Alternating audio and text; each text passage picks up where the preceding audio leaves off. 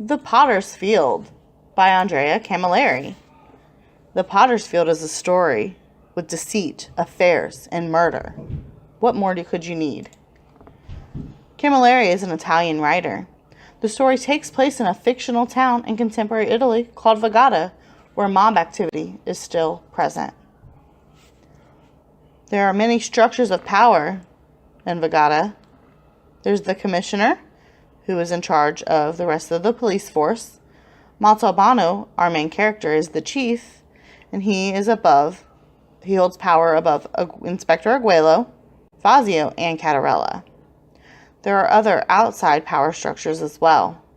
Dolores Alfano, a widow, described to be a beautiful, desirable woman who men could not keep their eyes off of, uses her sexuality against Montalbano during the investigation of her husband's death and disappearance, and later against Inspector Aguelo. Pippo is a TV reporter. He does not like Montalbano and says so on TV, causing Montalbano to have an emotional reaction. Livia is Montalbano's girlfriend. She has power over his emotions.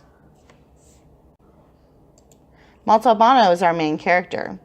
I have him labeled as a police procedural detective, although it's not a glove-like fit. Montalbano is an older detective. He often complains about his aching body, but has been in the police force for a long time. He has respect of everyone at the Vagata police station and other professionals he encounters in this discovery of the murderer. We have a lot of cross-departmental and cross-city encounters. Montalbano is a sensitive man when alone and with other female friends. He cries when things get to him emotionally, like this crime does.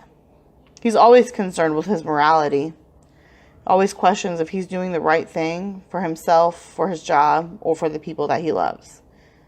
I believe Montalbano to be a master detective in the way that he solves the crime and orchestrates it at the end. The crime is a body found in a trash bag in pieces during a downpour in a place known as the Potter's Field. It's called the Potter's Field because the soil is rich with clay, great for making pottery. The body is of a man 40 years old, a European man, so local, coming in at about 5'10", in good shape. Fingerprints have been burned off. He's been shot at the base of the skull, and the only clue to solving his identity is a bridge found in his stomach. Will it help? The same time as this investigation happening, there are other parallel things happening. A man comes in about witnessing what he believes is an attempted murder on his way to his hospital to have his baby with his wife.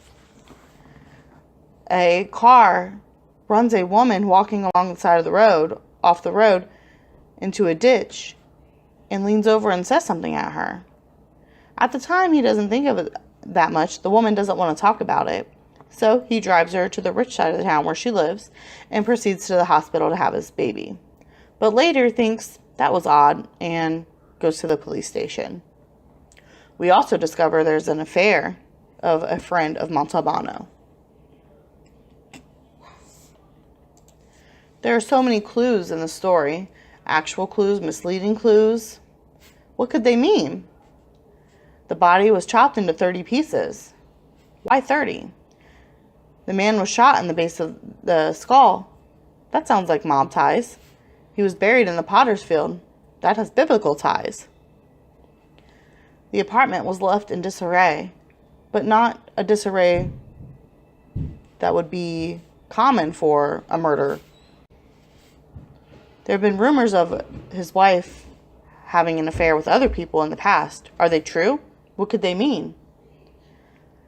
The bridge found in the stomach is from South America, but our victim was European.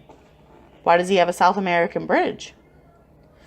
Why is there a bloody syringe found in a trash bin? Who could have done that? Who could have put that there? All of these clues, Montalbano sifts through, taking his time to think of, why are these clues here? Even if they're misleading, who put them there? Why would they put them there? What was the motive? He writes things down. He talks to himself in his head. He's very meticulous about putting these clues together until he comes to a very thoughtful conclusion, and he figures out the crime. But that's not where the story ends. Him solving this crime could have implications for the people that he loves. It could be embarrassing. They could ruin people's relationships. So what is he to do? He's very resourceful. He uses outside of the police department and inside the police department and across city lines to make this conclusion happen. He analyzes his moral considerations. What could happen if I do this? And how could I make it better? He makes moves and anticipates people's responses, just like in chess. He very meticulously plans this out, thinking days ahead of time, months ahead of time, about how to make it work. And then watches for the responses and to make sure that they are what he predicted. And if they're not, he will change to get the desired outcome.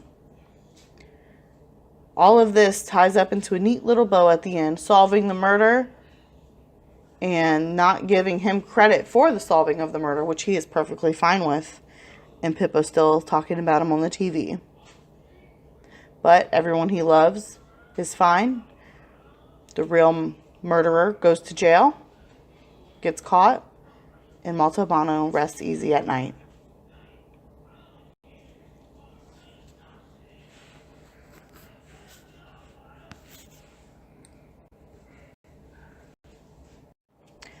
The Potter's Field by Andrea Camilleri.